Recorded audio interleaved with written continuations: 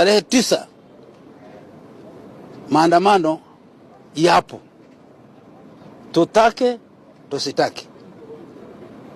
Ndio maana tukaona mambo mengi watu nasema mtu mmoja mmoja kwa tisi huko mnasikia nasema kidogo, wakati mwingine bodi inatuagiza tunasema. Safari hii tukaona hapana, hili tatizo ni kubwa, ni la taifa, na kundi ambalo lilikuwa halijakaa kama kundi ni la wazee.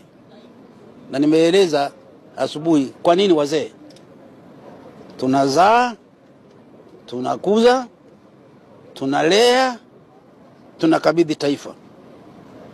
Kwa hiyo kama sisi ni Watanzania, maana ya Utanzania sisi ndio tunaridhisha vijana wetu kwa kuwafundisha. Kama ni maadili, yani tabia nzuri tunazotaka sisi wazee ambao ni wazazi, sisi ndio tunaanzia mwanzo kabisa katika familia zetu na nyumba zetu. Tunawalea watoto wetu katika kuwa na tabia ambazo sisi tungependa nazo. Na jumla